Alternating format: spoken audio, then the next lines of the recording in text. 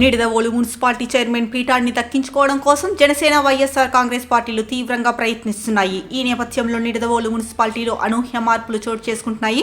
Chairman పీఠం ఎవరికి దక్కుతుందోనని ఆసక్తికర చర్చ మొదలైంది. Municipal chairman Bhupathi Adinarayana, vice chairman Gangula వెంకటలక్ష్మిపై అవిశ్వాస తీర్మానాన్ని ప్రవేశపెట్టేందుకు వైసీపీ కౌన్సిలర్లు సిద్ధమయ్యారు.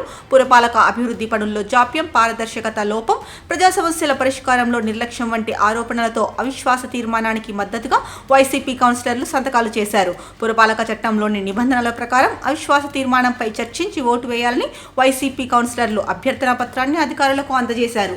ఇక 2021 స్థానిక సంస్థల ఎన్నికల్లో నిడదవోలు మున్సిపాలిటీలోని మొత్తం 28 వార్డులకు గాను 27 చోట్ల వైసీపీ విజయం సాధించగా ఒక వార్డులో టీడీపీ అభ్యర్థి గెలుపొందారు. రాష్ట్రంలో కూటమి ప్రభుత్వం అధికారంలోకి వచ్చిన తర్వాత చైర్మన్, వైస్ చైర్మన్ సహా 7 కౌన్సిలర్లు జనసేన పార్టీలో చేరారు. తాజాగా మరో 2 కౌన్సిలర్లు కూడా జనసేన పార్టీలో చేరారు. దీనితో నిడదవోలు మున్సిపాలిటీలో జనసేన కౌన్సిలర్ల సంఖ్య 12కు చేరింది. ఇటీవల Nidadavolu municipal chairman, vice chairman పదవులపై వైసీపీ కౌన్సిలర్లు అవిశ్వాస తీర్మానం పెట్టారు. నిడదవోలు మున్సిపాలిటీలో మొత్తం కౌన్సిలర్ల సంఖ్య 28గా ఉంటే వైసీపీ నుంచి గెలిచిన 27 మందిలో ఇప్పటి వరకు 12 మంది కౌన్సిలర్లు పార్టీని వీడి జనసేన పార్టీలో చేరారు. ప్రస్తుతం వైసీపీ కౌన్సిలర్ల సంఖ్య 16కు తగ్గింది. ఒకరు టీడీపీ కౌన్సిలర్ ఉన్నారు. అవిశ్వాసం పెడితే నిడదవోలు మున్సిపల్ చైర్మన్ పదవి కైవసం చేసుకోవడానికి జనసేన పార్టీ ప్రయత్నిస్తోంది. దీంతో మిగిలిన వైసీపీ కౌన్సిలర్లు అసంతృప్తి వ్యక్తం చేస్తున్నారు.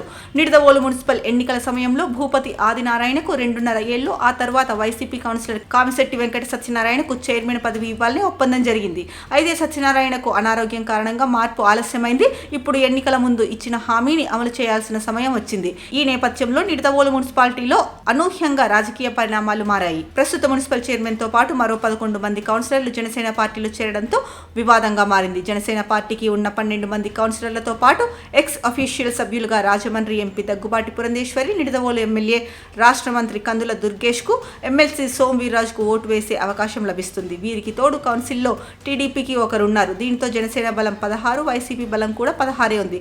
ఈ నేపథ్యంలో నిడదవోలు మున్సిపల్ చైర్మన్ పదవికి జనసేన, వైసీపీ మధ్య తీవ్ర పోటీ నెలకొంది. అయితే మున్సిపల్ చైర్మన్ పదవి ఎవరికి దక్కుతుందో వేచి చూడాలి.